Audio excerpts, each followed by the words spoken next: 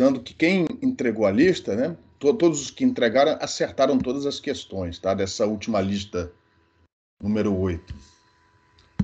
Bom, pessoal, então, na aula de hoje, se tudo correr bem, a gente termina de ver os problemas envolvendo coordenadas cilíndricas, e o último assunto é a continuação daquilo que a gente começou a ver na aula passada e que não está no livro do Harrington, que é o método da fase estacionária.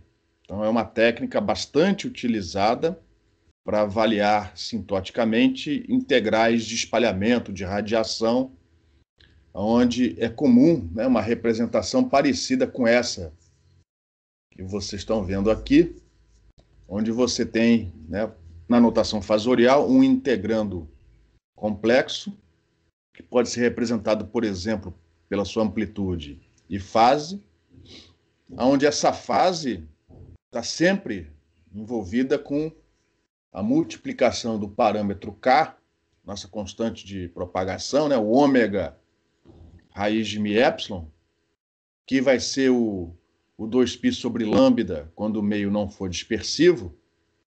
E esse parâmetro K, multiplicando alguma outra função, dependendo da variável de integração, se ele for muito grande, se esse produto for muito grande, isso vai fazer com que a variação de fase seja muito, muito mais importante para o valor final da integral, e consequentemente do campo espalhado, do que a variação de amplitude. Exceções é quando você tem arestas, bicos, onde eventualmente a corrente que você tem ali naquela superfície varia muito intensamente. Mas fora de bicos, arestas, quando a superfície, o domínio de integração é geometricamente suave, geralmente a variação de fase é muito mais importante do que a de amplitude. Então, tomando o limite do K tendendo para o infinito, ou seja, assumindo que as dimensões do problema são muito, muito maiores do que o comprimento de onda, e se houver no integrando, eu estou aqui assumindo uma única dimensão, né? uma integral de linha, mas isso pode ser estendido para, né, outras dimensões. Mas aqui vamos exemplificar só para uma integral de linha. Se dentro do limite de integração entre x1 e x2 houver apenas um ponto, que eu chamei aqui de x0, onde o integrando tenha esse tipo de comportamento, então a gente vai apresentar, a gente apresentou na aula passada uma fórmula aproximada para o resultado dessa integral. Essa fórmula é aproximada, mas quanto maior for o K, ou seja, quanto menor for o comprimento de onda, mais precisa é essa equação. Esse comportamento aqui ocorre onde a derivada da fase é nula. E a gente chama esse ponto x0 de ponto de fase estacionária. Então, o que nós vamos apresentar hoje é válido apenas se houver um único ponto de fase estacionária no domínio de integração, ou seja, entre x1 e x2, um único ponto, e esse ponto tem que estar suficientemente afastado tanto de x1 como de x2. Senão, outras coisas deveriam ser feitas que a gente não vai se preocupar aqui em explicar, está fora aqui do escopo do curso. A gente vai ficar com esse exemplo, que é um exemplo bastante interessante, bastante representativo. Existe um livro do Felsen, depois vocês procurem no Google, Felsen. Ele tem um livro cujo capítulo, acho que o capítulo 3, ele trata não só desse caso, mas de outros casos, né? Quando você tem mais de um ponto de fase estacionária, quando um dos pontos de fase estacionária está próximo do domínio de integração, do limite de integração. Então, esses casos são discutidos em outros livros, como, por exemplo, o livro do Felsen. Mas nós aqui não vamos lidar com isso. Bom, aí a ideia básica é, já que a amplitude é menos importante do que a fase, a função A, a gente vai aproximar pelo valor que ela tem nesse ponto de fase estacionária, o x0. Enquanto que para a função alfa que representa a variação de fase, nós vamos pegar os dois primeiros termos mais significativos. Como esse ponto x0 é definido aonde a derivada primeira de alfa é nula, então esse termo aqui não vale, porque ele é zero. Então a gente vai ter que pegar o próximo termo, que é o termo correspondendo à derivada segunda dessa função alfa, que na notação a gente vai chamar aqui de alfa duas linhas.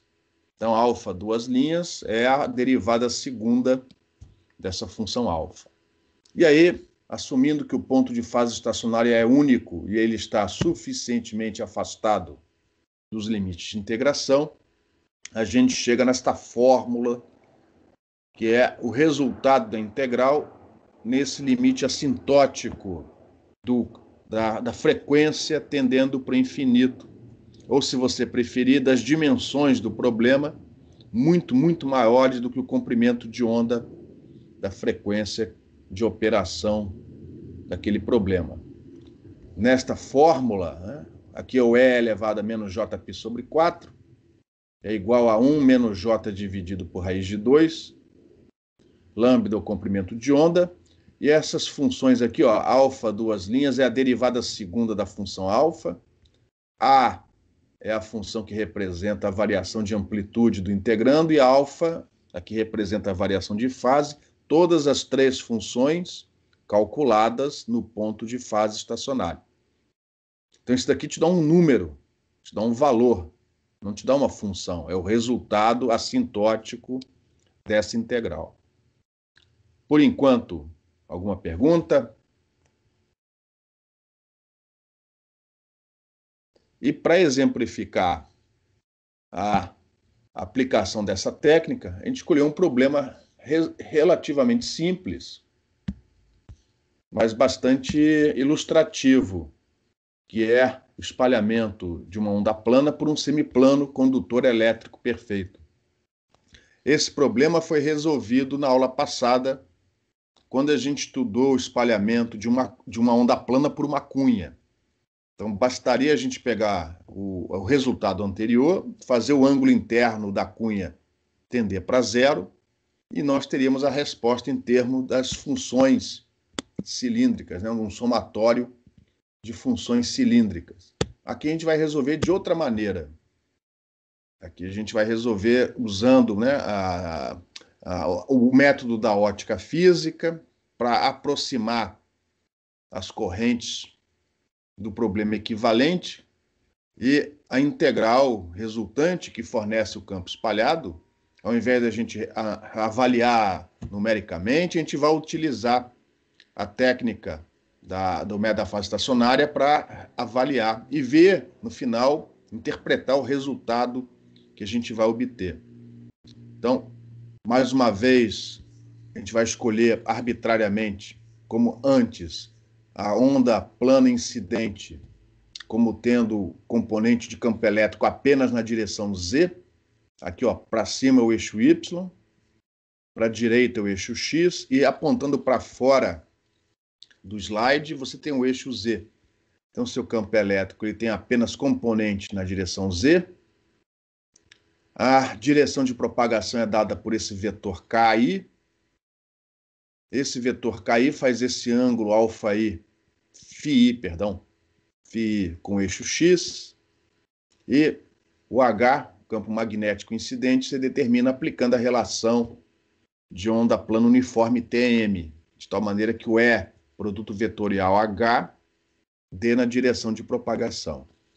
Então, uma coisa que você tem que tomar cuidado com essa figura, eu desenho aqui como se fosse um raio, e esse raio, ó, indo exatamente na borda do semiplano condutor elétrico perfeito. Isso é apenas uma representação gráfica. Você tem que lembrar que, na verdade, você tem uma frente de onda plana infinita, e que esses raios, né, representando a direção de propagação dessa frente de onda, eles atingem todo o semiplano, desde do infinito até essa borda, e continuam fora do plano. Então, essa onda plana está em todo o espaço, não só incidindo sobre o semiplano, em todos os pontos desse semiplano, mas também aqui, ó, Então tem campo incidente vindo da onda plana de tudo em tudo quanto é posição nesse problema. E nós vamos dizer, né, para resolver o problema, que o campo total é o incidente mais o espalhado. E o campo espalhado, mais uma vez, vamos interpretar como sendo aquele campo radiado pelas fontes de corrente equivalentes.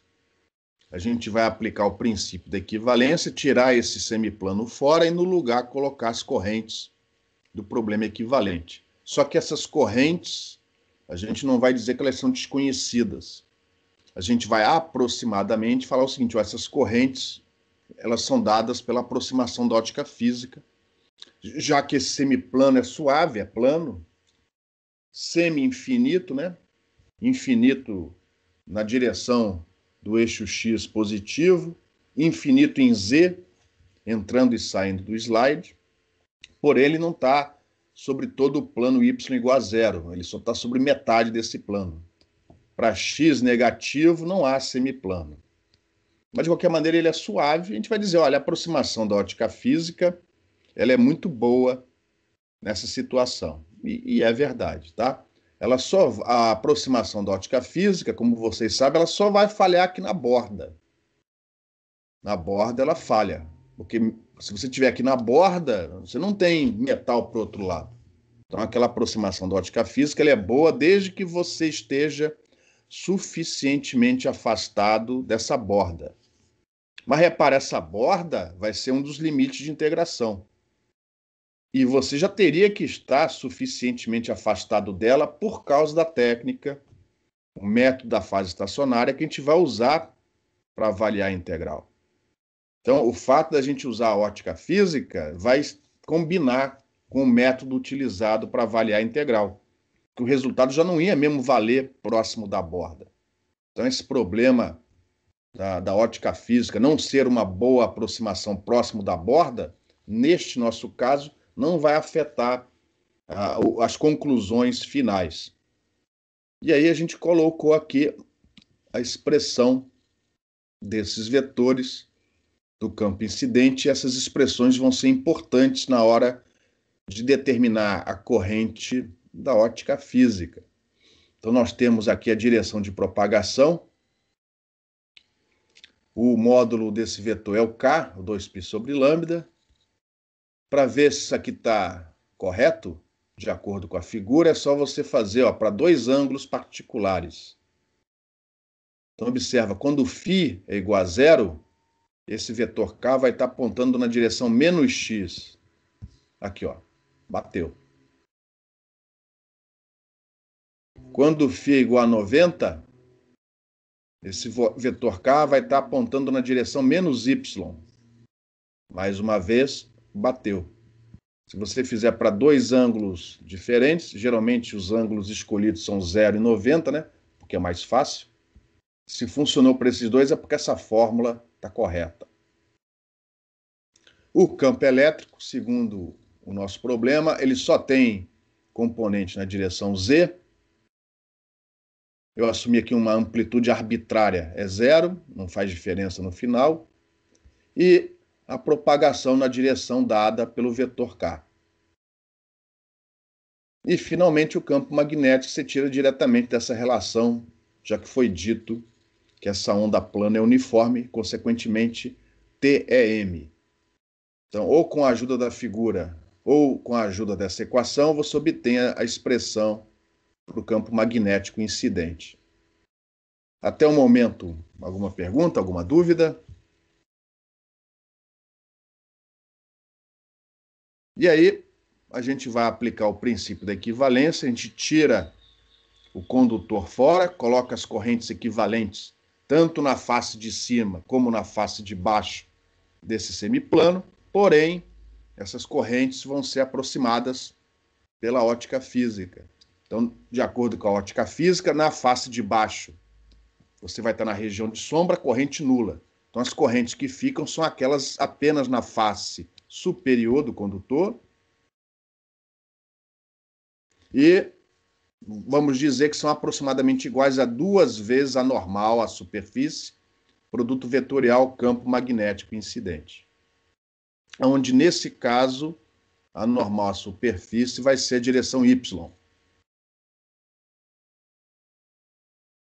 E, obviamente, que isso vale desde x igual a zero até x igual a infinito.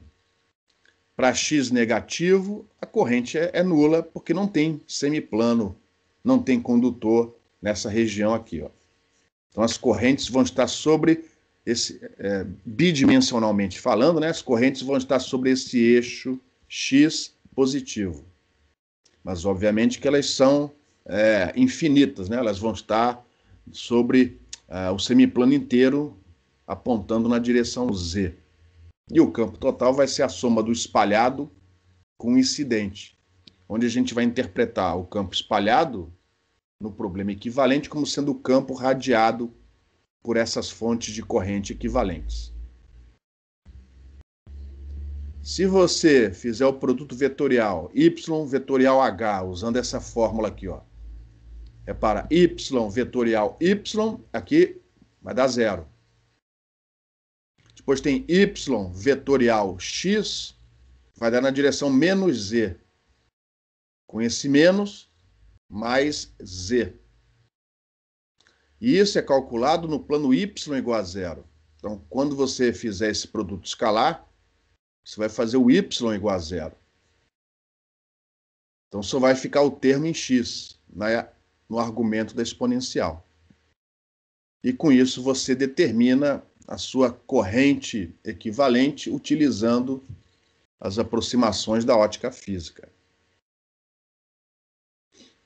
Observe que essa corrente tem fase variando com a coordenada x. Varia de maneira linear. A gente diz que isso é uma distribuição de fase progressiva. Então, na hora que você colocar essa corrente dentro do integrando, na hora de achar o campo espalhado, vai ter para a fase, vai surgir lá na fase do integrando, uma contribuição que vem da fase da corrente, da variação da fase da corrente, que vai, obviamente, afetar o resultado final, como a gente vai ver daqui a pouco. Essa fase progressiva, ela só não existe se a incidência for normal. Se a incidência da onda plana for normal. Se esse ângulo φi aqui em cima for igual a 90 graus.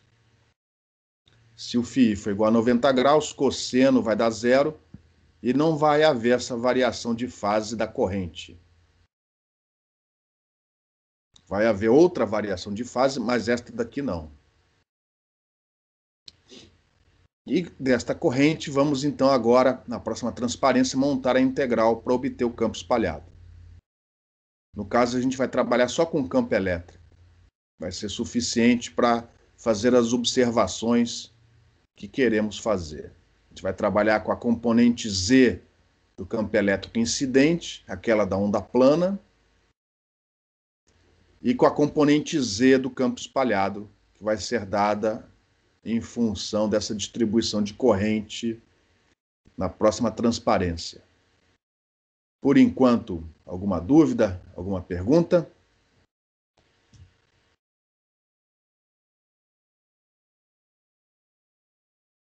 Nenhuma dúvida, vamos prosseguir. Então, o campo incidente é conhecido, foi dado, nós agora queremos o campo espalhado. É um problema bidimensional, não tem variação em relação a Z, e a solução é TM. O campo elétrico só tem componente na direção Z. Então, a gente já viu que a integral de radiação bidimensional nesta situação é dada por essa equação aqui, ó. Multiplicando por menos J ômega, isso vai nos dar a componente Z do campo espalhado. Então, para obter o campo espalhado, a gente vai ter que avaliar essa integral. Além das constantes, já são conhecidas, aqui dentro temos a função de Green bidimensional para o espaço livre, já que no problema equivalente, essas correntes estão flutuando no espaço. A densidade de corrente, que foi dada na expressão anterior, na direção Z. E a variável de integração, obviamente, vai ser a variável, perdão, x'. Vou usar linha, porque para não confundir com as coordenadas do ponto de observação, onde eu vou querer calcular o campo espalhado. Então, para a variável de integração, eu vou pôr linha, como sempre.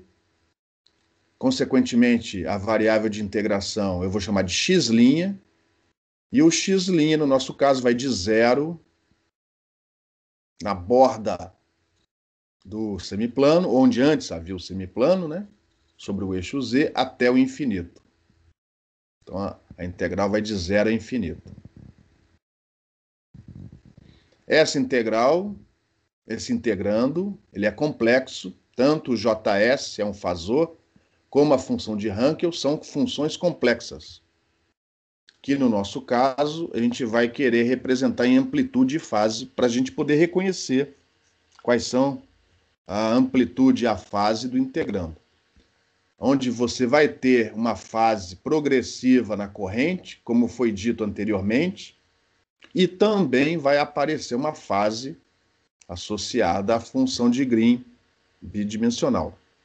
Essas duas fases combinadas é que vão definir onde vai ser o ponto de fase estacionária entre os limites da integração. Por enquanto, tudo tranquilo? Alguma pergunta?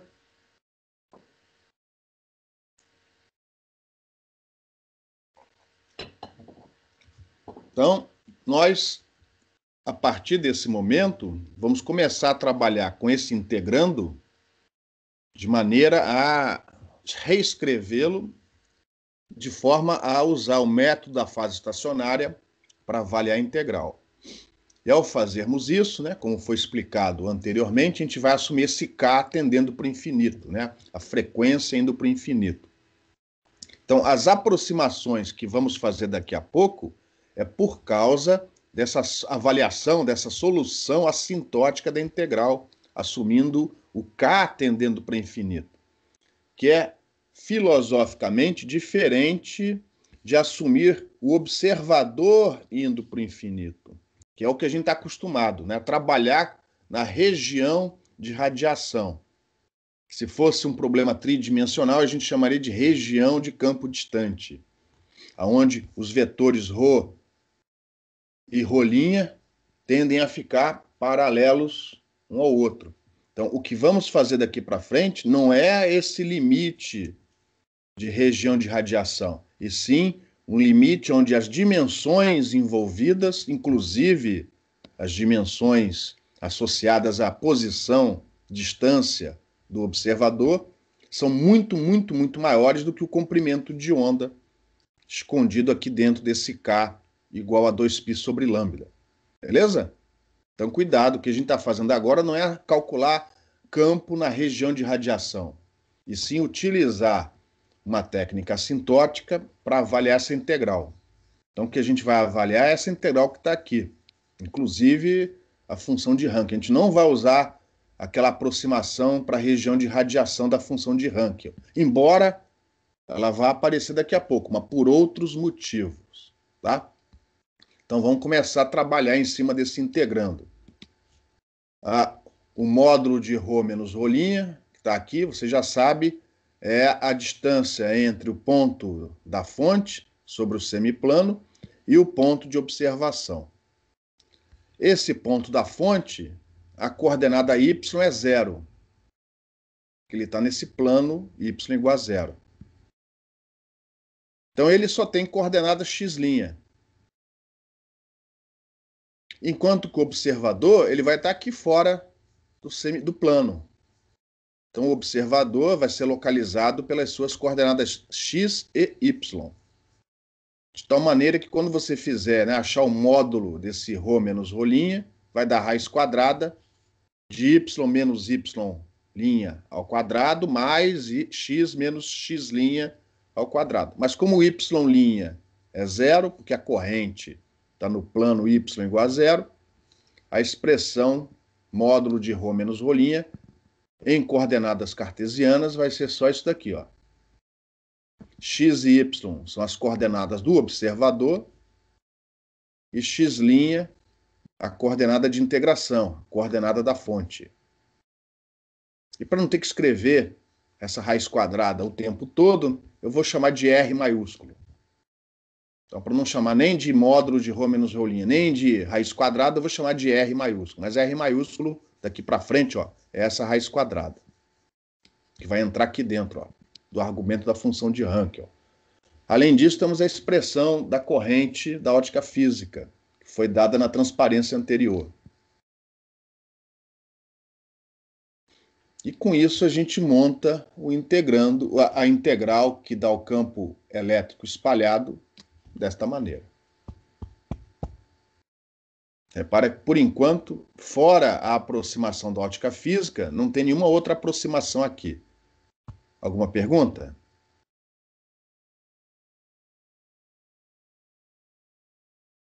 Bom, prosseguindo. Então, a ideia é usar o método da fase estacionária, é uma técnica assintótica. Qual é a justificativa para usar? Nós vamos assumir que K, né, 2π sobre lambda, é muito grande, ou seja, que as dimensões que vêm multiplicando esse K, no caso aqui do argumento da função de Hankel, essa raiz quadrada aqui, que eu chamei de R. No caso aqui desta fase da corrente, é o x' multiplicando o cosseno de φ. Então, assumindo o limite do K tendendo para o infinito, a gente vai aplicar a técnica da fase estacionária. E aí, já que o argumento dessa função de Hankel é muito grande, porque se não for, o método da fase estacionária não funciona, não serve, tá? É por isso que vamos usar a próxima aproximação, né? A gente vai dizer que no limite do argumento tendendo para o infinito, essa função de Hankel vai ser reescrita dessa maneira. Então, repara, isso daqui vai ser usado não porque o observador está na região de radiação, mas por causa da frequência ser muito grande, pelo fato do comprimento de onda estar sendo assumido muito, muito maior do que as dimensões envolvidas. Ou seja, para isso ser verdade, esse módulo de Rho menos Rho' não pode tender para zero. Porque se isso tende para zero, mesmo o K sendo muito grande, essa aproximação não é boa. Então, para essa aproximação ser boa, e já que o K é assumido muito grande, basta que esse módulo de Rho menos Rho' não tende para zero. Lembrando que módulo de Rho menos Rho' é a distância entre o observador e a fonte. Logo, o que você precisa para garantir neste problema, nesta geometria, que é muito simples, o que você precisa garantir para que essa aproximação seja boa?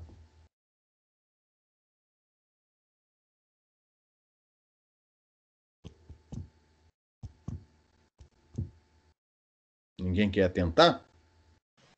Que o observador não esteja sobre o plano y igual a zero? Exatamente. Basta, né, que o observador não esteja encostado aqui. Basta que ele esteja suficientemente afastado da superfície, tanto em cima como embaixo. Isso aqui vale tanto em cima como embaixo. A gente vai calcular o campo espalhado em todo o espaço. Então, basta que o observador não esteja suficientemente próximo do semiplano. Se ele já tiver com uma coordenada y razoável, diferente de zero, razoavelmente, um módulo, né, porque ela pode ser negativa, um módulo razoável, que multiplicado por k vai dar um número muito maior ainda, então essa aproximação já é boa. Então, repara, para isso daqui, dentro do nosso limite, dentro da ideia do k tendendo para o infinito, essa aproximação ela é boa mesmo que o observador não esteja na tal região de radiação.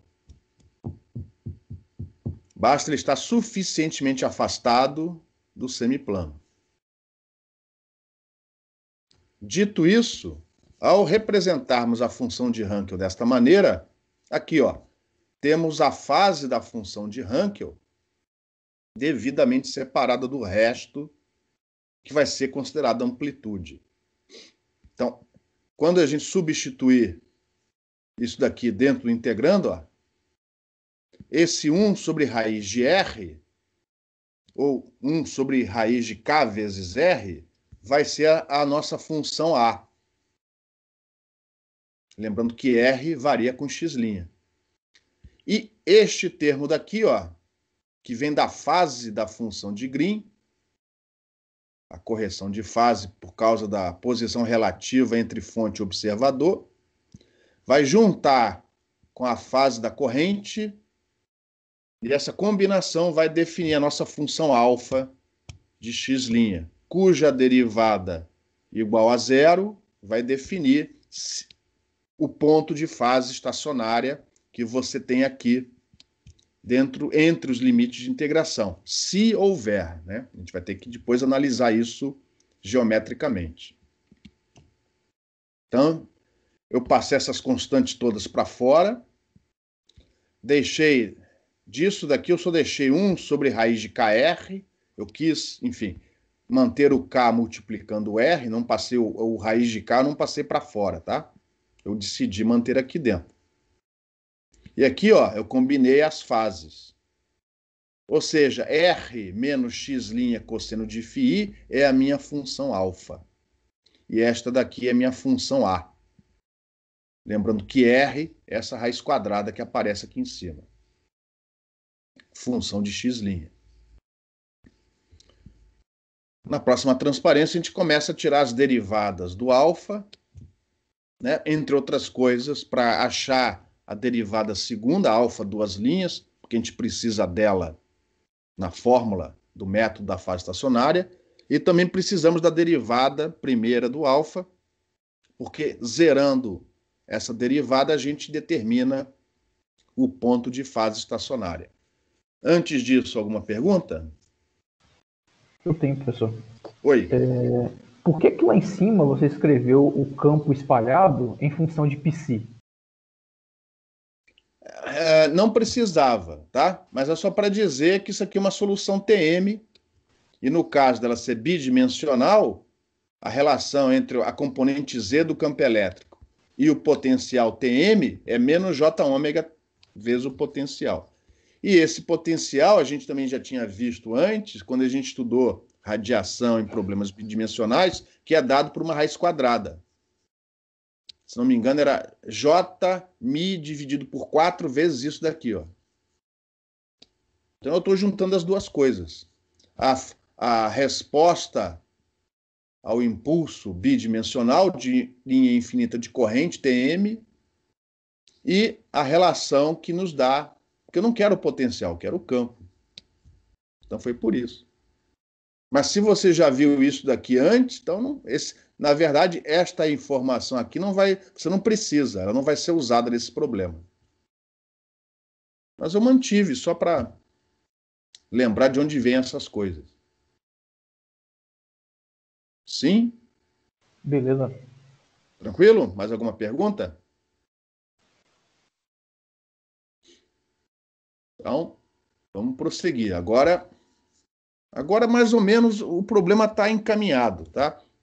Só que essas derivadas, achar nulo de derivadas é tranquilo, mole. Mas eu quero mais do que isso, eu quero interpretar geometricamente o resultado, tá? Então, a maior dificuldade da aula vai ser interpretar geometricamente onde fica o tal ponto de fase estacionária. E no final, após avaliar a integral e somar com o campo incidente, interpretar o resultado final, tá? Então, antes de avaliar a integral mesmo, vamos primeiro achar o ponto de fase estacionária e interpretar geometricamente que ponto é esse. A interpretação vai ser tranquila porque a geometria é muito simples. Então, vamos lá. Aqui está a função alfa, só substituir o R pela raiz quadrada. A gente deriva uma vez. Não vou fazer passo a passo, tá? Essas derivadas, para vocês, deveria ser algo trivial. A derivada dessa função alfa em relação a x' é dada por isso daqui, ó. Aí eu vou aproveitar que eu já tenho aqui a primeira derivada, que eu chamei de alfa'. Eu vou aproveitar porque eu vou precisar mais adiante, já vou tirar a segunda derivada também. Ou seja, é a derivada desse cara. Vai dar isso. Então, antes de pensar na avaliação da integral, vamos achar o ponto de fase estacionária e interpretá-lo geometricamente. Para fazer isso, eu tenho que fazer com que achar qual o valor do x' que faz com que isso daqui seja zero. E ao invés de chamar de x', eu vou chamar de x índice zero, x0. O x0 é o valor do x' que faz esse negócio daqui, ó, ser igual a zero. Aí é só fazer as manipulações de sempre. Então, eu não estou mais chamando de x', estou chamando de x0. Passei este cara para o outro lado com sinal trocado, porque agora é igual a zero, e multipliquei por esse denominador. Então, achar o ponto de fase estacionária neste problema é achar o valor de x0 dado por essa igualdade aqui. Ó. Aí você, né, eleva ao quadrado dos dois lados, mexe de um lado, mexe do outro, e chega nessa expressão aqui, ó. Raiz quadrada de delta ao quadrado é módulo de delta. Então, por isso que eu troquei essa raiz quadrada por isso daqui. E como é uma equação do segundo grau, ó, eu tenho duas possíveis soluções. Isso aqui com sinal de mais é solução e com sinal de menos também. Ou seja, eu tenho dois possíveis pontos de fase estacionária. Eu só espero que eles não apareçam simultaneamente dentro do integrando. Por isso, como é importante a próxima etapa, que é interpretar geometricamente este resultado. A gente vai ver que não vão aparecer dois pontos de fase estacionária simultaneamente. Ou não aparece nenhum, ou só aparece um deles. Mas a posição do ponto de fase estacionária é dada por essa equação. Depende do ângulo de incidência, φi, porque depende de como se comporta o comportamento da fase progressiva da corrente que irradia o campo espalhado, e também depende, ó, de onde você está observando. Depende das coordenadas do observador. Se você mudar a posição do observador, o ponto de fase estacionária muda. Se você mudar a inclinação da onda incidente, ou seja, mudar o comportamento da fase induzida lá na superfície do semiplano, o ponto de fase estacionária muda. Ele depende do campo incidente e de onde você observa o campo espalhado. Antes de prosseguirmos, alguma dúvida? Alguma pergunta?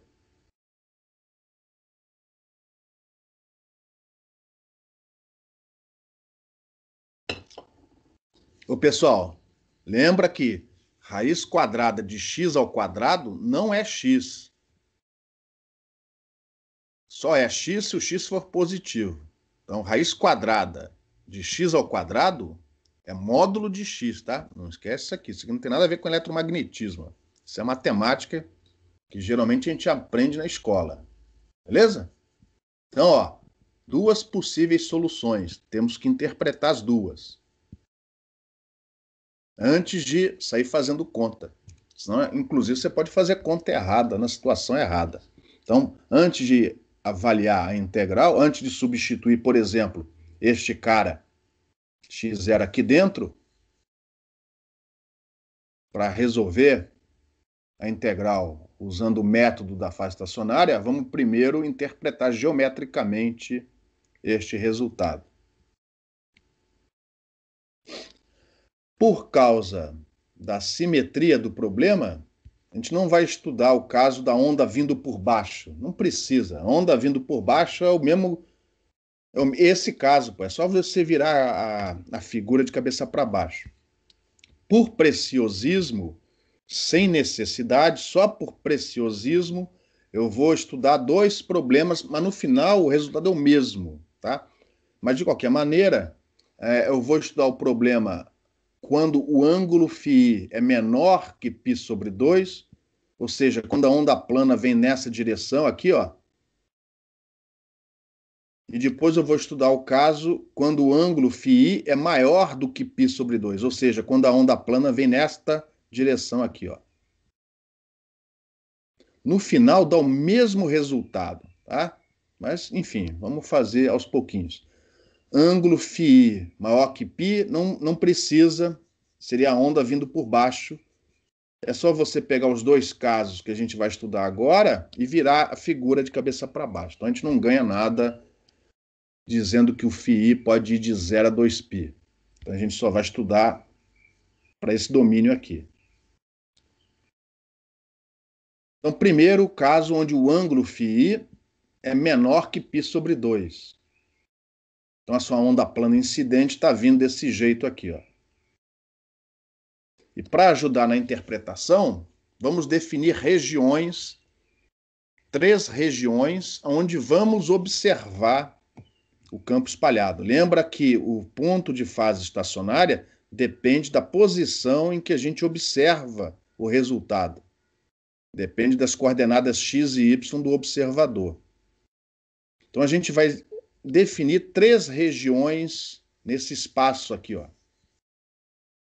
E essas regiões vão ser definidas geometricamente.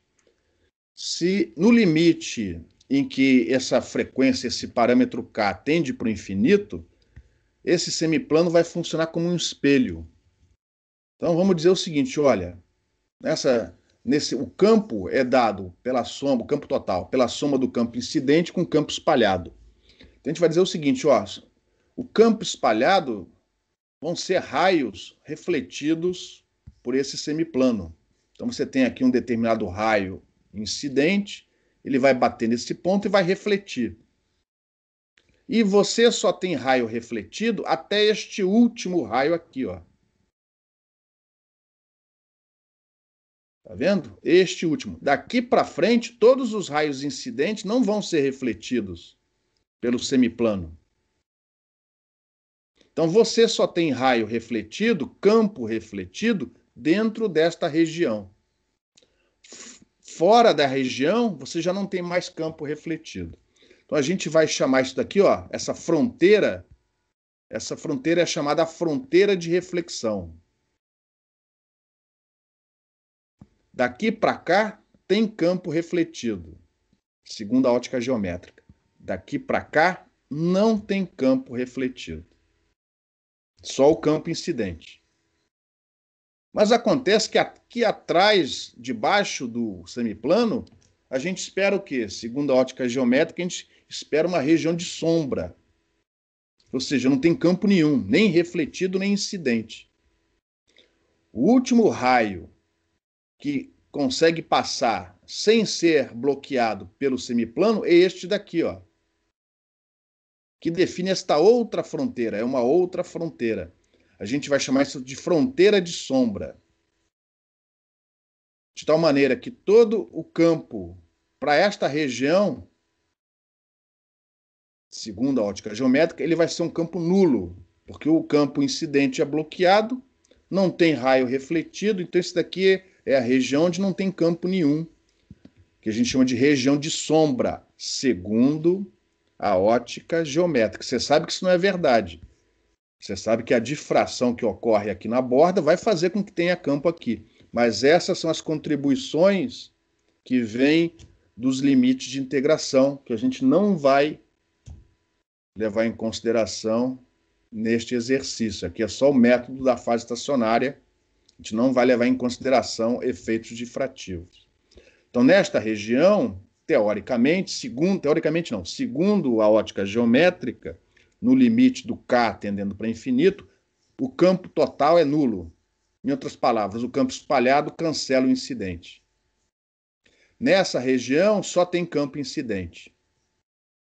E nessa região, tem os dois, campo refletido e campo incidente.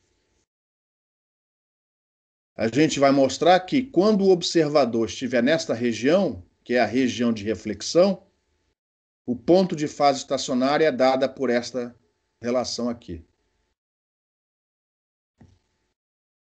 No limite em que o observador se aproximar dessa fronteira, que é a fronteira de reflexão, o ponto de fase estacionária vai se aproximar do limite de integração x' igual a zero. Quando o observador sumir, é como se esse x0 tivesse para cá, ó. Ele sai de fora, ele sai fora dos limites de integração. Ou seja, não há contribuição para o campo espalhado. A integral dá zero, segundo o método fase estacionária. Ou seja, só tem campo incidente. Aí, quando o observador começar a se aproximar, o ponto de fase estacionária volta a se aproximar e chega aqui, ó, em x' igual a zero. Isso vai acontecer quando o observador estiver sobre essa fronteira. E quando o observador entrar para dentro dessa região, o ponto de fase estacionária volta a aparecer dentro dos limites de integração. Mas agora, ó, com esse sinal de menos aqui, ó. Antes era mais, agora é menos. Porque antes a coordenada y é positiva, depois a coordenada y do observador fica negativa. Então, por isso que dá esse sinal de menos aqui. E aí você volta a ter contribuição da integral. Mas aí a gente vai ver que a contribuição que vem da integral é o negativo do campo incidente. Quando você soma os dois, o campo total vai dar zero desse lado. Então, eu estou antecipando o resultado para que a gente ande mais rápido na hora de mostrar que isso daqui realmente dá o ponto de fase estacionária e tentar entendê-lo melhor fisicamente nesse nosso problema. Antes de prosseguir, alguma pergunta?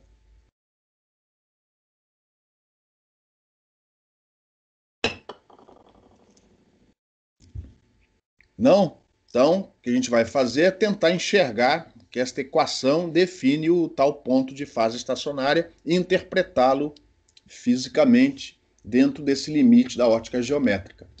Então, eu estou colocando aqui, ó, é a mesma figura, cuidado que o semiplano, ó, ele vai só até aqui, ó. Aqui é a origem do sistema de coordenadas, é o x' igual a zero, ó. E o semiplano só existe daqui para cá. E eu desenhei aqui, ó, o último raio que é refletido. Então, esta é a fronteira de reflexão. E eu coloquei o observador dentro da região de reflexão. Ou seja, aqui, ó, vai chegar um desses raios, vai refletir de tal maneira que o ângulo de incidência vai ser igual ao ângulo de reflexão, né? Ou vice-versa, e esse raio vai atingir esse observador. E essa reflexão vai acontecer aonde?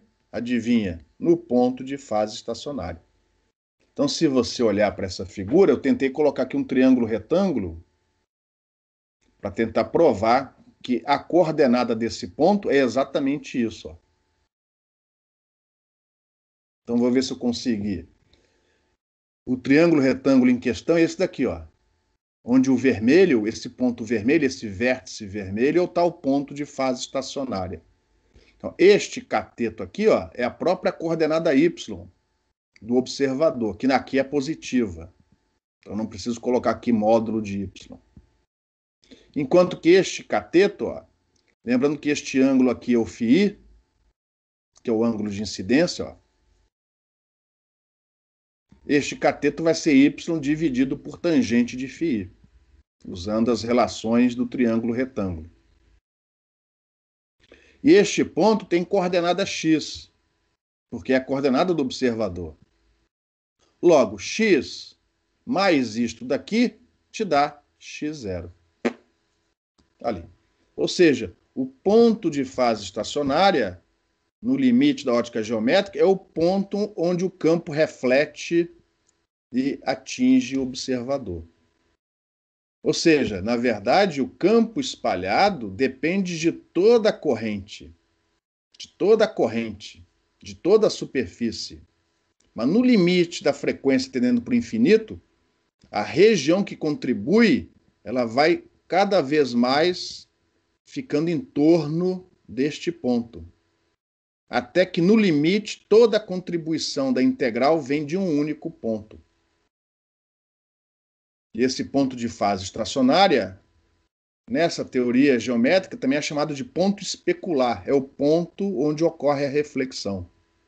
Ou seja, de toda a corrente induzida pela frente de onda, só a contribuição que vem desta região é que importa para o cálculo do campo espalhado. E nesse limite assintótico, essa região ela se transforma num ponto. E esse ponto estará suficientemente afastado do limite de integração, desde que o observador esteja suficientemente afastado da fronteira de reflexão. Quando o observador ultrapassar a fronteira de reflexão, esse ponto vem cá para fora, ou seja, não tem contribuição vindo da integral, só vai ter campo incidente nesta região. Aqui o campo total é o do incidente mais o do refletido. Nesta região, o campo total é apenas o incidente. E aí, vocês estão vendo o que é campo refletido e campo espalhado, né? A gente pode interpretar de várias maneiras, mas eu gosto de pensar da seguinte forma. Para mim, campo refletido é o espalhado no limite assintótico. Quando não pode aplicar limite assintótico, eu prefiro chamar de campo espalhado, ou seja, toda a superfície contribui. Agora, quando a gente está lidando com esses problemas de raio, aí eu prefiro falar campo refletido, ou seja, a contribuição vem do entorno deste ponto. Alguma pergunta?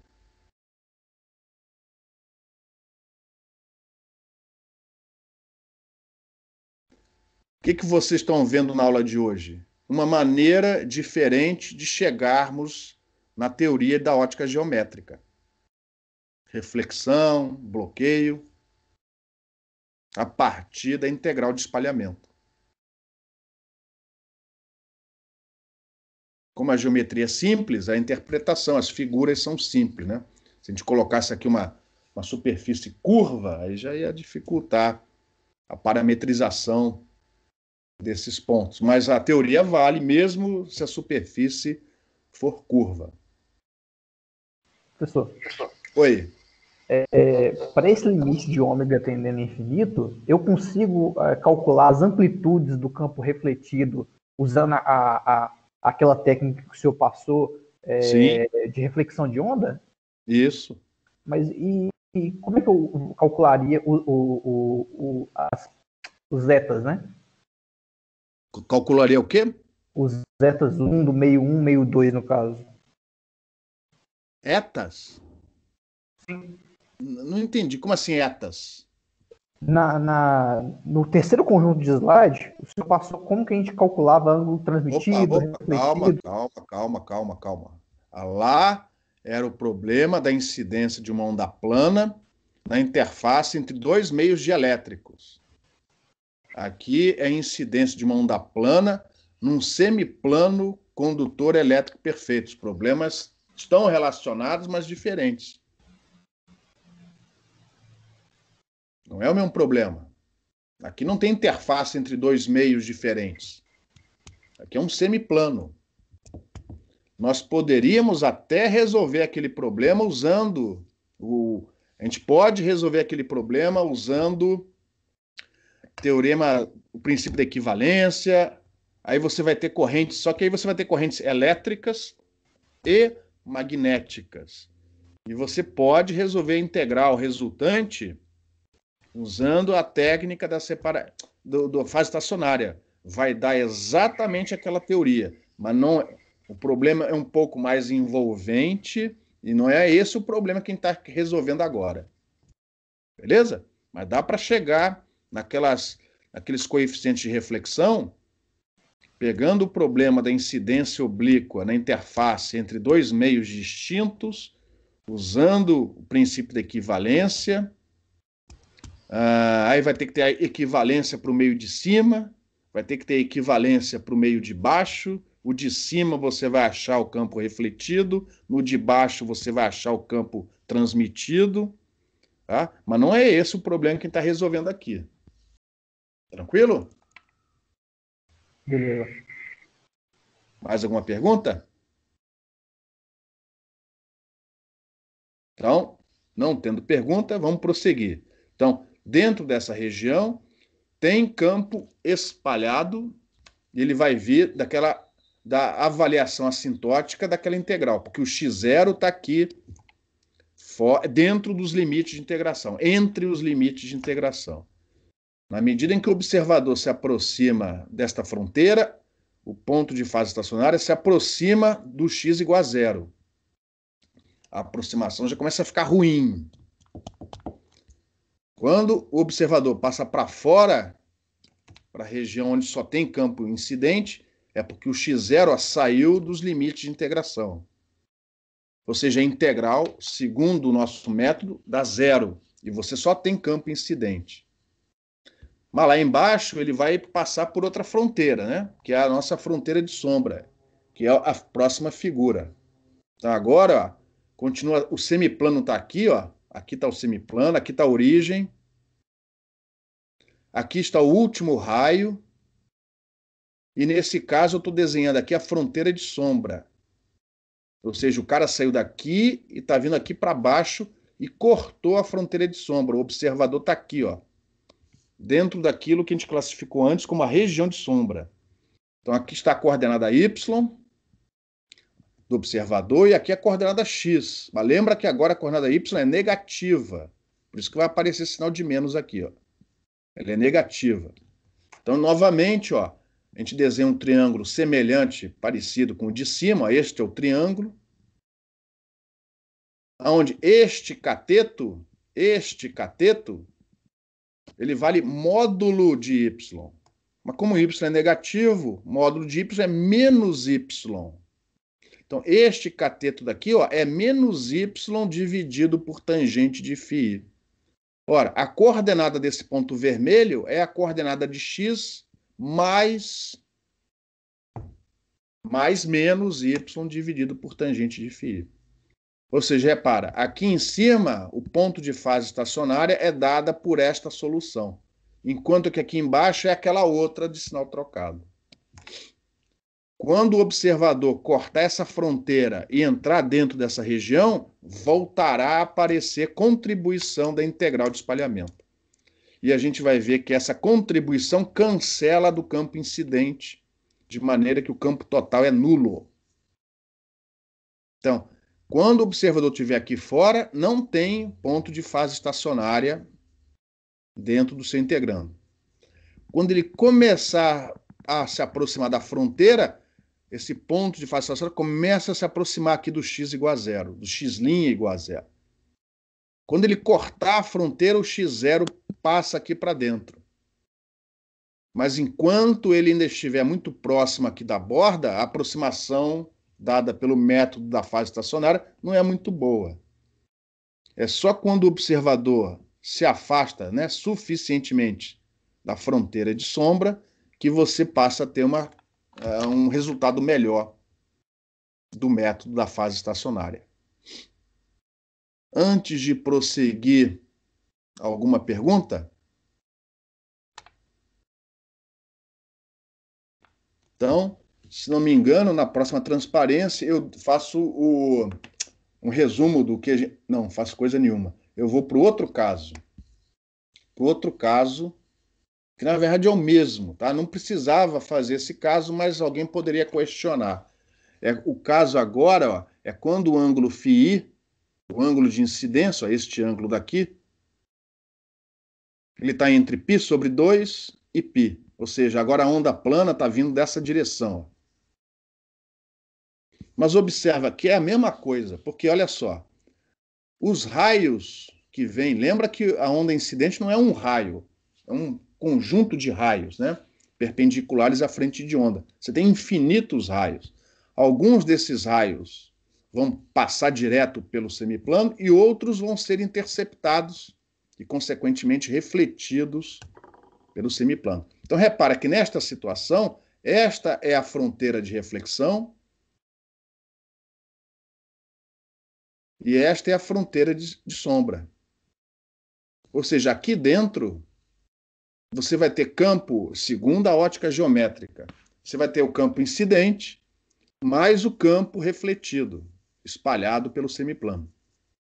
Nessa região, você só vai ter o campo incidente. E nesta região, você volta a ter o campo espalhado, só que ele vai cancelar o incidente, de maneira que o campo total aqui vai ser nulo e a gente classifica essa região, segundo a ótica geométrica, como região de sombra. Nesta região, vai ter ponto de fase estacionária dentro do integrando, dos limites de integração, né? E vai ser dado pela mesma fórmula de antes. É o mesmo caso, só que eu quis desenhar de novo para deixar isso claro. Aqui fora, não tem ponto de fase estacionária. Você pode dizer o seguinte, que o ponto de fase estacionária tem coordenada x negativa. Então, ele não aparece dentro do integrando. Então, aqui fora, só vai ter campo incidente. Aqui dentro, volta a aparecer ponto de fase estacionária entre os limites de integração. Mas ele tem esta fórmula aqui, o sinal de menos, porque agora a coordenada y do observador passa a ser negativa, por isso esse sinal de menos. É a mesma coisa que aconteceu antes. E aí eu provo, ó. Eu provo para esta situação, que quando você tem o observador dentro da região onde ocorre raio refletido, esse cateto vale y, aqui o y é positivo, e a coordenada x0, ó, ela é igual a... Ah, beleza, o y é positivo, só que como o φ é maior que π sobre 2, tangente de φ é negativa. Então, esta razão é negativa. Não por causa do y, mas por causa do tangente do φi. Então, o x0 ó, é x menos... Mas como ele é negativo, mais. É a mesma fórmula de antes. Então, esta fórmula te diz o seguinte, esta é a coordenada, esta é a posição do ponto de fase estacionária quando o observador está dentro da região de reflexão. E a interpretação é que a contribuição que vem, né, do campo, que vem do campo espalhado, ela se concentra em torno desse ponto. No limite da ótica geométrica, é como se toda a contribuição viesse desse ponto. É o que a gente chama, em ótica geométrica, de raio refletido. Quando você estiver fora dessa região, não tem mais campo refletido. Até você chegar na outra situação, que é o observador entrando na região de sombra. E aí essa coordenada, ó, essa coordenada tem a ver geometricamente com aquele raio que, caso não houvesse o anteparo, passaria direto até chegar no observador. A contribuição que vai vir desse ponto vai fazer com que a integral de espalhamento do campo espalhado cancele o valor do campo incidente, de maneira que aqui o campo total vai dar zero nesse limite assintótico. Ou seja, é o mesmo que aconteceu antes. Tá? O fato do ângulo φ ser menor que π sobre 2 ou maior que π sobre 2 não muda nem a interpretação do fenômeno, nem as equações que te dão os pontos de fase estacionária. O que a gente vai fazer na próxima transparência, agora sim, é o resumo, né? Então, independente do ângulo φ e se o observador estiver dentro da fronteira, dentro da região de reflexão, esta é a expressão do ponto de fase estacionário e vai ter uma contribuição que vem da integral. Se o observador estiver dentro da região de sombra, esta é a expressão do ponto de fase estacionária e vem uma contribuição da integral de espalhamento. Se o observador estiver fora dessas duas regiões, não vai ter ponto de fase estacionária dentro dos limites de integração, o integrando vai oscilar o tempo todo, a contribuição média que vem da integral é nula, ou seja, você só tem campo incidente nessa região. E esta é a interpretação geométrica do ponto de fase estacionária para este problema, que é o limite da ótica geométrica. Alguma pergunta?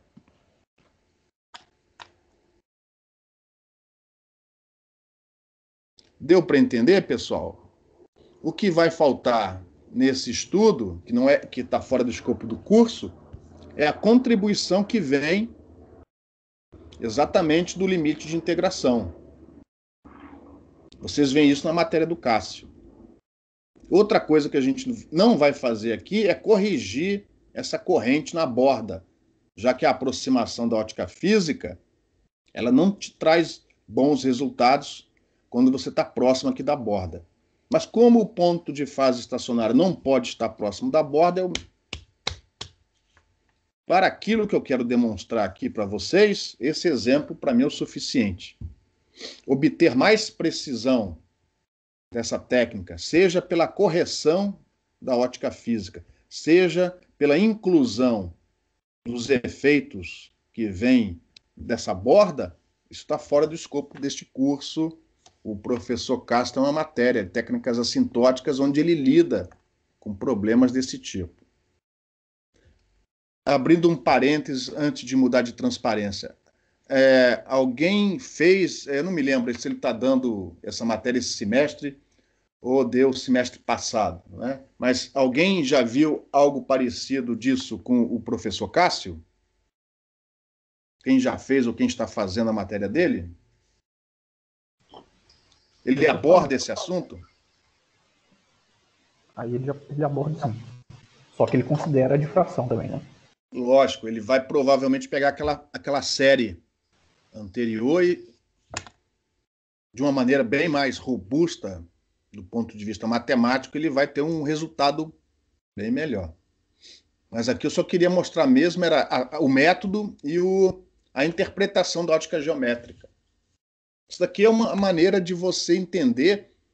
Por exemplo, você quer montar um algoritmo para fazer previsão de cobertura em radiofrequência no ambiente urbano. Você quer montar um sistema 9G, daqui a alguns anos a frequência usada vai ser de 300 GHz, né? E aí você vai usar o quê? Você pode usar raios para rastrear o campo que reflete. Você entendeu o que está por trás de usar raio para rastrear campo e obter o campo total que chega, reflete aqui, reflete acolá, até chegar no receptor? Na verdade, você está achando o campo espalhado, mas com a frequência muito alta, como o comprimento de onda é muito pequeno, você já assume que a contribuição não vem da face do prédio toda. Eu estou forçando a barra, né? Porque o prédio não é liso, né? Mas, enfim, a contribuição não vem da face do prédio toda, vem só do entorno do ponto de fase estacionária. E aí, forçando a barra mais um pouquinho, você utiliza esses resultados, como, por exemplo, já foi dito aqui, o coeficiente de reflexão, caso o prédio não fosse um condutor elétrico perfeito. Então, na verdade, você tem o campo espalhado. Nesse limite assintótico, o espalhamento transforma-se numa reflexão. A contribuição vem toda desse ponto.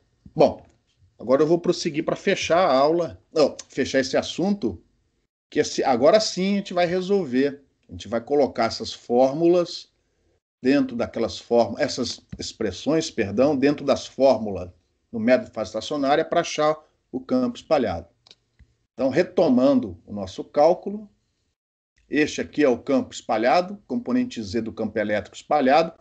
A integral que tem que ser avaliada assintoticamente é essa daqui. Aplicando média estacionária, a gente já viu isso antes, este é o resultado assintótico da integral, desprezando as contribuições que vêm do entorno desse limite de integração x' igual a zero. Alfa, duas linhas, é a derivada segunda, A é a amplitude, no caso aqui 1 sobre raiz de KR, e o alfa, essa função aqui que representa a variação de fase. Todas essas três funções calculadas quando x é igual a x0. E aí você precisa fazer duas contas, né? Que você viu que é uma mudança no sinal da expressão do x0. Então, você vai ter uma expressão, um resultado, para quando o observador estiver dentro da região de reflexão, e você vai ter outro resultado quando o observador estiver na região de sombra. E se o observador estiver fora dessas regiões, essa integral aqui dá zero. E você só fica com campo incidente.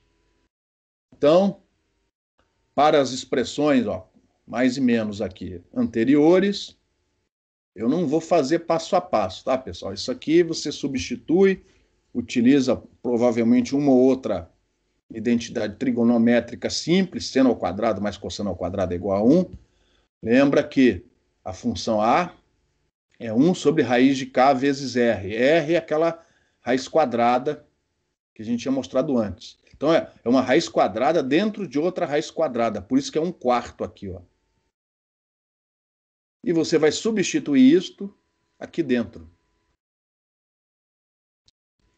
Já a função alfa, duas linhas, a gente já tinha calculado antes. É dado por isso. E aí você vai substituir esta expressão aqui dentro. E você consegue mostrar que este A de x0 dividido pela raiz quadrada de K, alfa, duas linhas, dá simplesmente isso daqui. Eu não vou mostrar para vocês, tá, pessoal? Aí você faz as contas, uma coisa junta com a outra, utiliza identidades trigonométricas e no final sobra apenas isso daqui. Ou seja, repara que este K seno de φ que aparece no denominador vai cancelar com este K seno de φ que aparece no numerador. Eles vão sumir. Bom, mas além disso, né, ficou essa função alfa que vai entrar aqui na fase. Então, a função alfa é o R, cadê ela? Já sumiu. Aqui, ó, R menos x' cosseno de φ, onde R é aquela raiz quadrada. Então, substituindo o x', né, pelo x0, por essa expressão, lembrando que tem sinal de mais e menos, dependendo da posição do observador. Você chega nessa expressão para o alfa, onde o sinal de mais é para observador na região de reflexão e o sinal de menos para o observador na região de sombra. Fora dessas regiões, não tem contribuição vindo daqui. E aí, ó, você chega nessa expressão para o campo espalhado. Repara, essa raiz quadrada, essa exponencial corta com essa. Essa raiz de 2 aqui em cima corta com essa raiz de 2 aqui embaixo. Esta raiz quadrada corta com o K seno de φ. No final, por incrível que pareça, olha a expressão do campo espalhado. Ficou só isso daqui, ó. Sendo que o sinal de mais para a região de reflexão e o sinal de menos para a região de sombra. Então vamos agora interpretar geometricamente este resultado daqui, ó.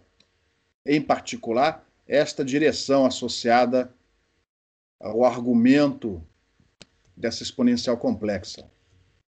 Então, na região de reflexão, sinal de mais. Olha, isso aqui parece um vetor K multiplicando escalarmente o R, onde o K é este vetor aqui, ó. Componente X com sinal negativo, componente Y com sinal positivo. Que vetor é esse? Que direção é essa? Imagina. é a direção do raio refletido. Ou seja, isto daqui, ó, é a onda plana refletida.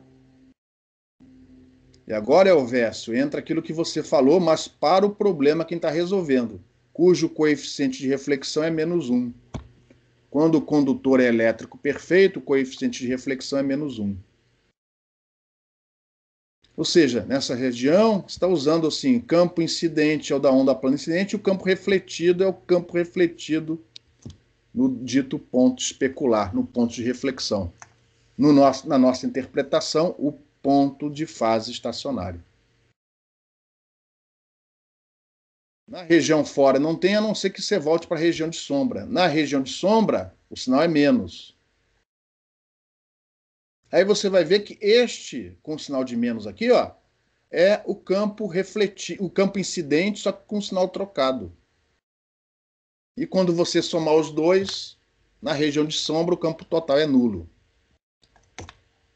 Ou seja, o campo espalhado cancela o campo incidente na região de sombra, segundo a ótica geométrica.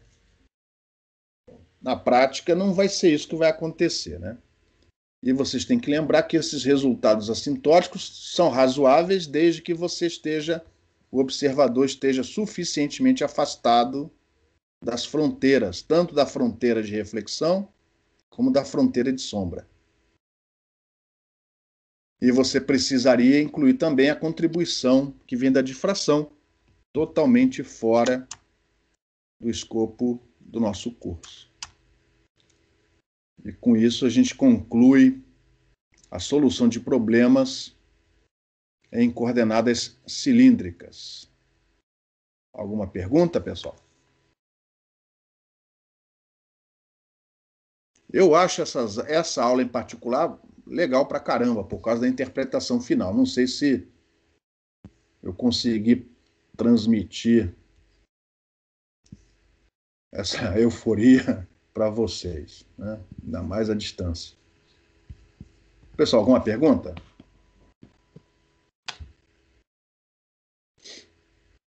Se você, não estou falando para você fazer, mas se você quiser resolver o problema da interface entre dois meios, meio 1, meio 2, onda plana incidindo, usar a equivalência, substituir as correntes elétrica e magnética, nesse caso como a onda... Aliás, foi um problema que vocês fizeram na prova, lembra? Na prova dava para achar as correntes equivalentes, lembra? Foi questão da prova, a primeira questão da prova. Dado a onda, só que lá a incidência era normal. Vocês se lembram que dava para achar a corrente equivalente sem aproximação. Se vocês resolverem aquele problema, ou para incidência normal, ou para incidência oblíqua, e avaliar as integrais, só que agora a integral vai de menos infinito a mais infinito. Se você ou seja, você sempre tem ponto de fase estacionária. Vocês vão chegar exatamente nos coeficientes de reflexão, se o problema equivalente for o da região de cima, de onde vem a onda plana, e vai achar o coeficiente de transmissão, garanto para vocês, se você usar a equivalência para a região de baixo. E com os resultados que vocês estão aqui, vocês viram? Não dá diferente disso, não. Você vai fazer rapidinho, você vai chegar naquela solução. Não é o verso, dá para fazer sim, mas não foi o que a gente fez aqui, tá? Alguma pergunta? Então, com isso a gente conclui o que seria o equivalente ao capítulo 5 do Harrington. Então, na próxima quinta-feira, melhor, daqui a pouquinho a gente vai entrar no capítulo 6, que é a solução de problemas envolvendo coordenadas esféricas. Então eu vou aproveitar esse restinho de aula só para introduzir o assunto, sem grandes contas.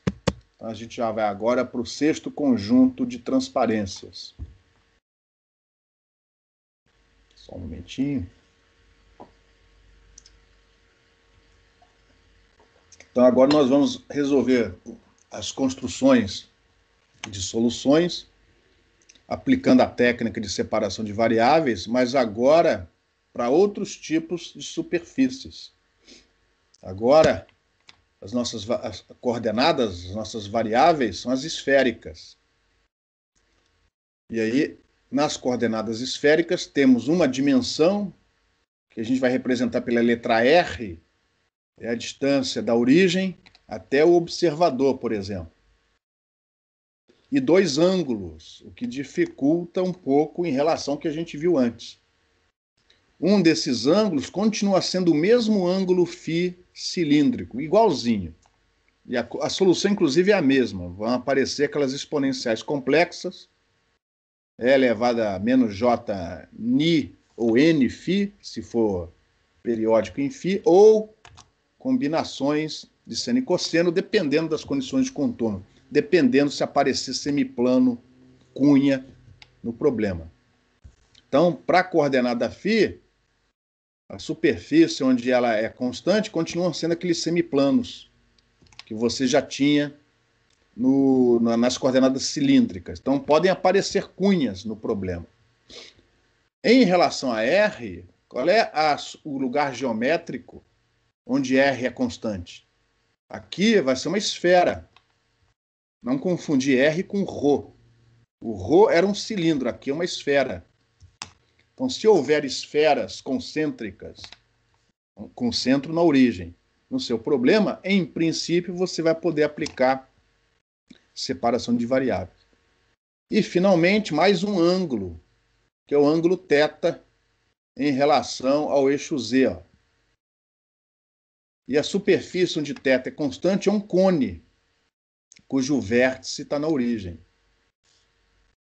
Então, se o seu problema envolver fronteiras, contornos, onde essas superfícies apareçam, ou sozinhas, ou combinadas de uma maneira apropriada, em princípio, você pode aplicar a técnica da separação de variáveis.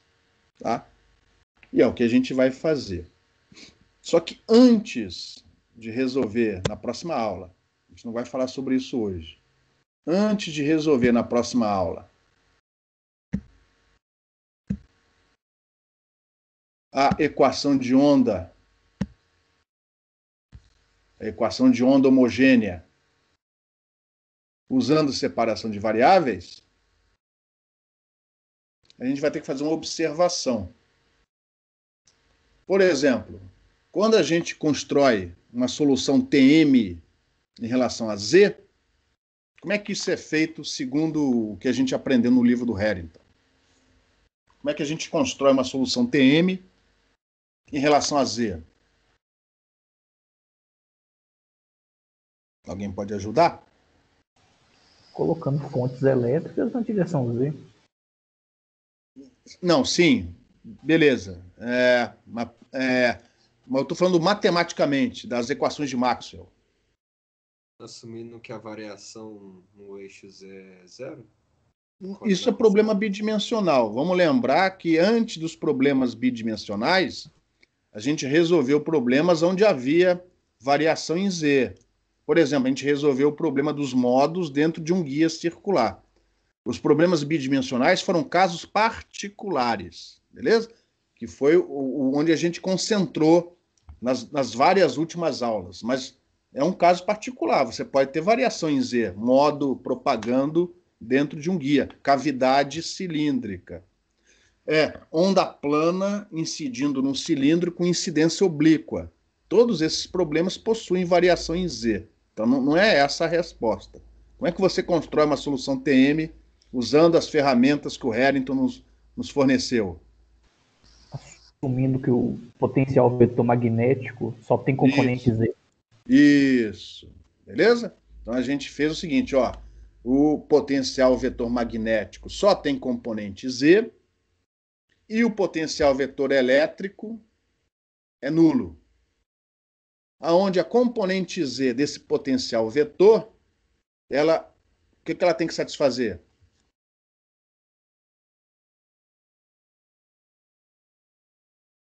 A equação de Helmholtz. Isso, exatamente. Então, na solução TE, TM, em relação a x, y, z, a componente Z ou X ou Y deste potencial vetor, ela satisfazia a equação de Helmholtz. é o próprio psi. A gente até representava pela letra psi, né? Que aparece aqui nessa equação. Tá vendo? Beleza, tranquilo. Mas vocês, na lista número 7, num caso muito particular, vocês mostraram que, num caso muito particular, sem variação em Z, sem variação em φ, vocês podiam construir soluções TE e TM em relação a ρ. Lembra? Foi o primeiro exercício da lista 7, se não me engano. Se não foi o primeiro, foi o segundo exercício.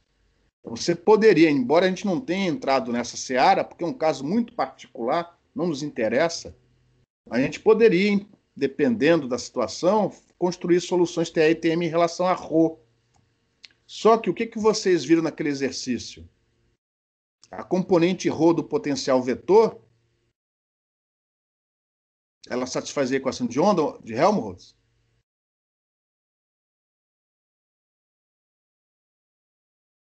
Não, né?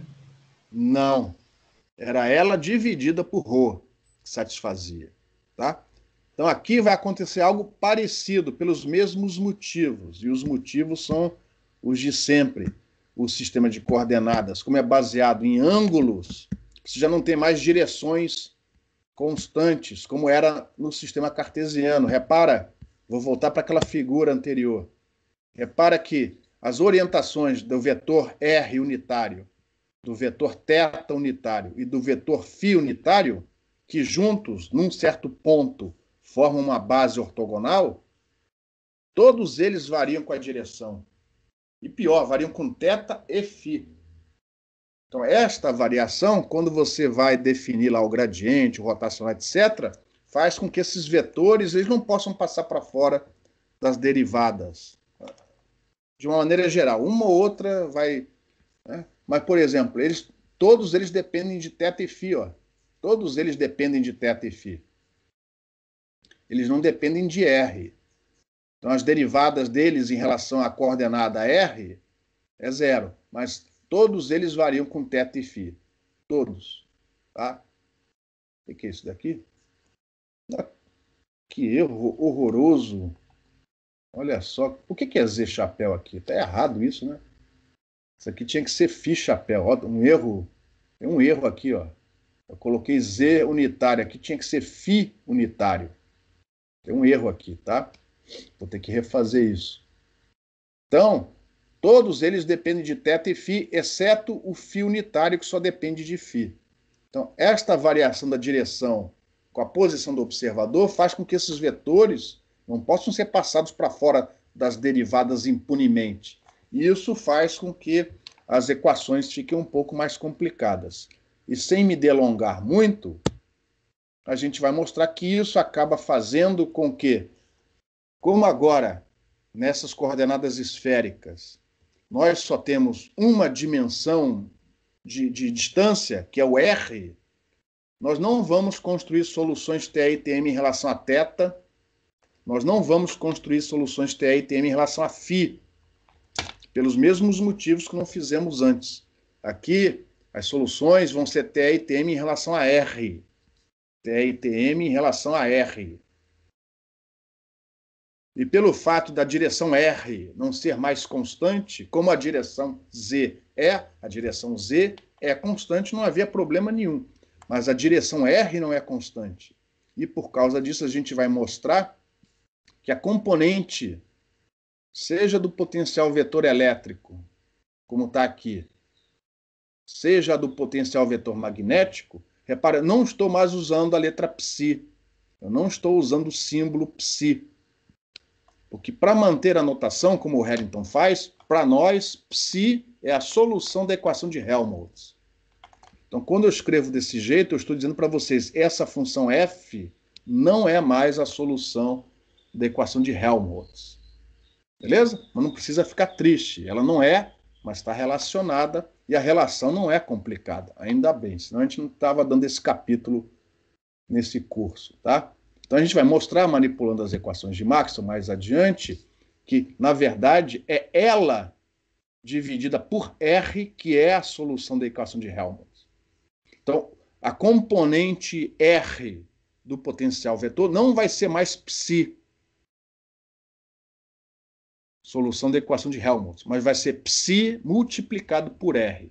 Ou seja, ainda não vai ser tão complicado assim. Então a gente vai começar a próxima aula provando que isso é verdade. Ou seja, você tem que tomar cuidado, você não vai mais colocar a solução da equação de Helmholtz na componente r do potencial vetor. Você vai ter que multiplicar por r, aí sim, esse produto é que você enfia lá dentro. Tá? Então, tomar cuidado com isso. E, logicamente, que isso vai ter uma pequena influência na hora de você colocar, mas é basicamente a mesma coisa. Você tem lá as suas relações para achar o E e o H, você vai ter que ter a tabelinha que já está mostrada aqui, ó. E na hora de achar lá as soluções de contorno, as condições de contorno, para saber se é Dirichlet ou Neumann, você vai ter que novamente olhar as tabelinhas. Isso não vai mudar muito, tá? Isso vai ser basicamente a mesma coisa.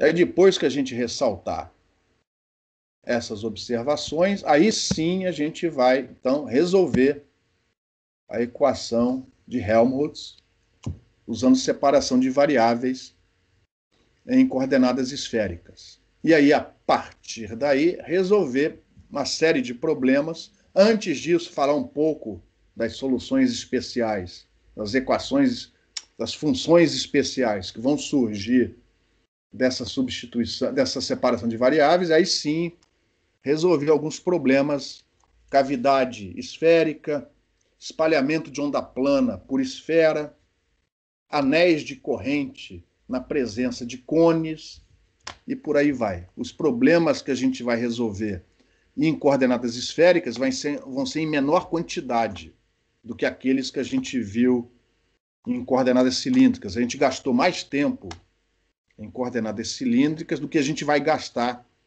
em coordenadas esféricas. Ou seja, o semestre está terminando para esta disciplina.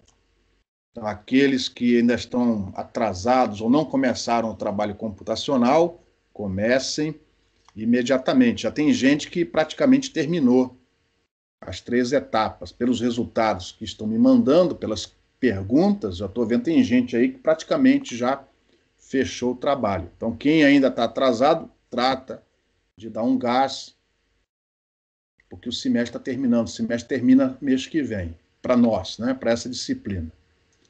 Bom, alguma pergunta, pessoal?